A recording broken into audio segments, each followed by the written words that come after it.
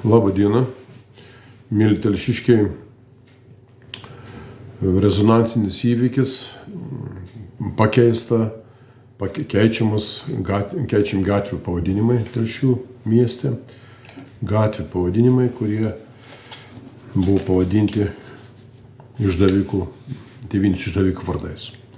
Privalau pasakyti, jau aš tarybos posėdėje į tribūną, bet ten trumpai, ten negali ilgai kalbėti, žmonių daug, dabar gali ramiai atsisėsti ir nedrįso nieks į tribūną eiti taryboje, nedrįso pasisakyti, nieks meras nedrįso, turėjo meras eiti į tribūną ir pasakyti kažkokią poziciją. Kitur jis neina meras, kaip reikia kokiai šventį pasakyti, jis tautos vardu pasisako, kada reikia pasveikinti su įvairiom progom, tai jis neina. Jis neina, nuvažiuoja su mergaitėm ir pasisako, kada nereikia nisuko pyktis.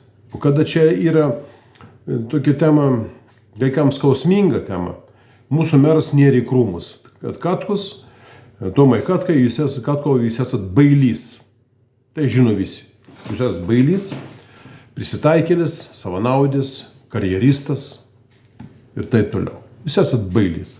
Meras įdėtų krūmus, meras. Mūsų daug, 25 tarybos nariai, pusė tarybos yra ir antivalstybininkai, beveik pusė tarybos.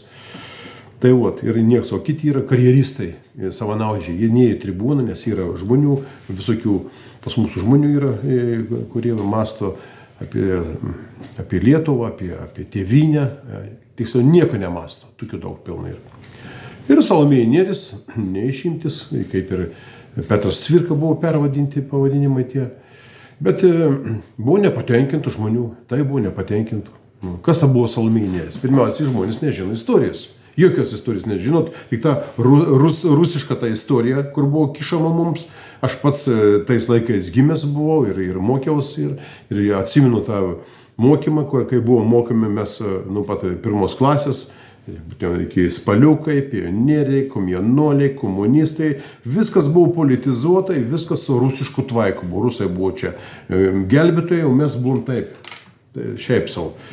Kaimiečiai visi aplinkui Rusijai, kur gyvenom. Rusai čia gudručiai, jie mūsų valdė daug metų ir tikiuosi daug nevaldys, prisivaldė. Tai ir į mokyklą buvom mokomi, kad čia Leninas, spaliukai, ten ženkliukas buvo su Lenino galva, visur ta Lenino galva ta buvo. Ir tokių žmonių buvo, kur patikėjo. Patikėjo ypatingai iš tų šeimų paprastų, kur tėvai buvo alkoholikai, kas iš pijokų šeimų, kas ten ugdė tuos vaikus. Niekas neugdė. Mokyklą ugdė ir gatvė. O tokių daug pas mūsų prasigėrusi buvo, kur tėvas geria, o mama suvargusi būdavo. Tai iš tokių šeimų, tai proletarai ir gavosi. Ir jų šūkis buvo visų šalių proletarai vienykitės. Ir vienykitės proletarai. Ir tas Salomėja Nėris buvo viena iš tų, kurie 40 metais pakenkė mums, labai pakenkė mums, patriotams pakenkė. Išdavikams, prisitaikėliams jie nepakenkė, jie padėjo. Bet atsiminkim tą istoriją. 40 metai Rusija užpuola Lietuvą, ultimatumą, įeina kariuomenė, nuverčia mūsų valdžią buvo, išlakstyta mūsų valdžia, kas spėjo pabėgti, kas nespėjo, atsidūrė kalėjimus, lageriai buvo sušaudyti ir supuvo Sibire. Užgrobė valdžią, užgrobė valstybę Rusija, agresyvė banditų valstybė, vagių ir žulikų valstybė Rusija. Užpuolė Lietuvą, sumušė mus, nieko nebebuvo, nei kariuomenės, nei policijos, viskas. Jie paėmė valdžią, jų emisarai valdė Lietuvą, surinko tą spektaklį, atseit, Seimas buvo, atseit, pririnko į Seimą tokių žmonių, kaip ir dabar Rusijai panašiai, ten ką nori tą renka. Salomėja Nėris, visi tokie deputatė, paprašė jos parašyti poemą, ji šlovino Staliną, kraugerį, banditą, tarptautinį banditą, šlovino Salomėja Nėris ir gavo už tai pinigų krūvą gavo. Ji ne šiaip prašė, ji už pinigus prasidėjo, didžiulį sumą pinigų gavo tada. Ir deputatė, didelį garbė jai buvo tarnauti banditams. Ir jos vardu pavadino gatvę.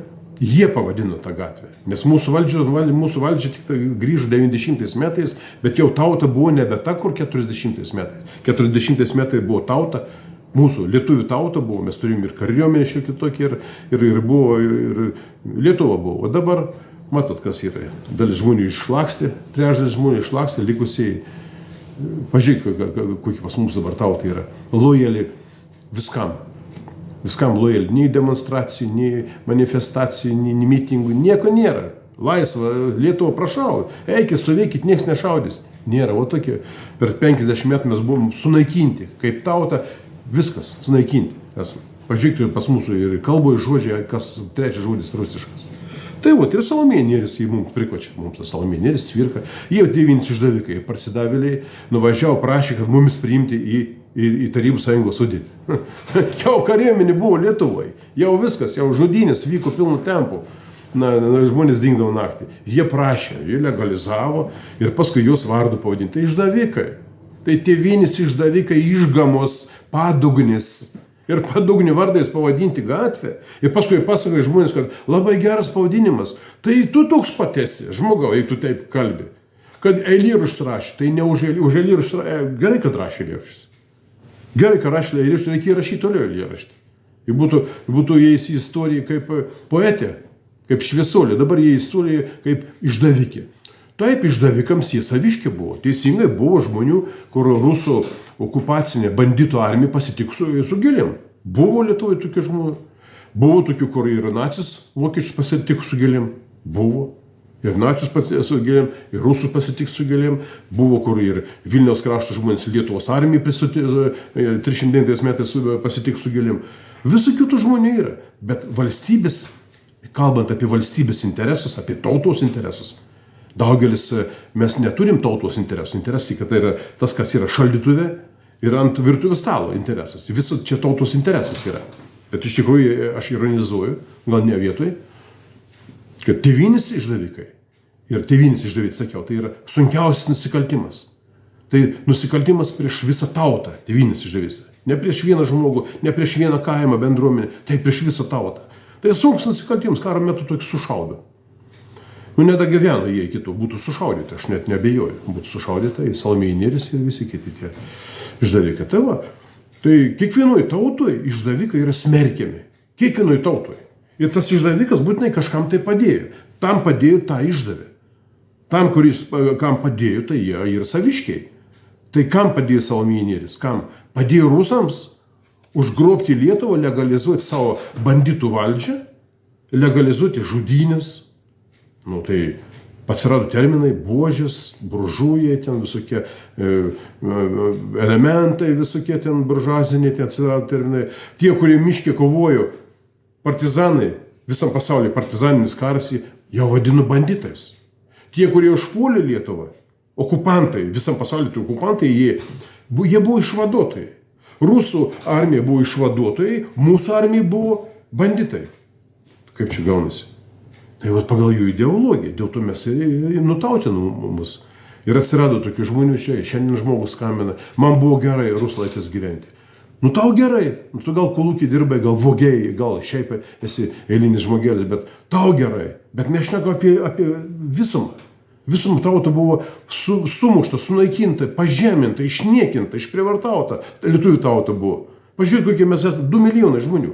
Mūsų turėjo istoriškai, mes galėjom būti 50 milijonų žmonių. Kažkada buvom vienoda valstybė su Lenkija, atsimenat. Lietuva su Lenkija susijungė. Ar būtų šiais laikais galėtų susijungti Lietuva su Lenkija? Lenkų 40 milijonų, lietuvių 2 milijonai. Kur čia susijungimas? Tai va. Per tokius kunigaikščius, per tokius kaip Salomėja Nėris, tokių buvo daugiau istorijų. Tokie kunigaikščiai buvo ištižėliai. Nenorėjo kariauti, norėjo gyventi ramiai. Gyvenimas trumpas žmogaus, jis nori ramiai pragyventi. Gyvenk ramiai. Tai va, ir aš savo žodžių nesiimu.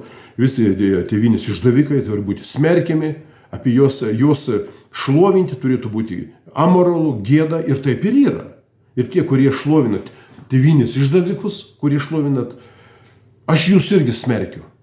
Jūs esat nesuvokiantis, nesuprantantis, bet specialiai kenkiantis mano tautai, mano valstybė kenkiantis, mums nepakeliui. Mums nepakeliui su jumis.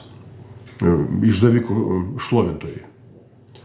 Tai vat, tokia man pozicija, nekeičia savo pozicijos. Išdavikai, tie patys, kurie išdavė savo partiją, tie patys, kurie išdavė savo frakciją, Į tokių pas mūsų, kur išdavė frakciją, partiją, tai tokie pat išdavikai, išduosit tėvą, motiną išduosit, tėvynės neturit, man kur tai jūs esat, tie išdavikai. Ir šiandien išdavėjai kaimyną, rytoj išduosi šeimą, paskui išduosi giminę, paskui išduosi viską išduosi. Tai tokie žmonės, tai be charakteriai, tai minkšti žmogeliai. Bet tokie neturit nieko valdyti, tokie neturit nieko spręsti. Paprašai einat, ten dirbat kur nors, kažką ten kali, malį ir kalk, bet negali nieko įtakoti. Tai va, tokie neturėtų būti ir nei valstybės tarnybai, nei kokie viršininkai neturėtų būti, neturėtų tapti tokie. Tai va tokia pozicija. Taip kad tiek žinių.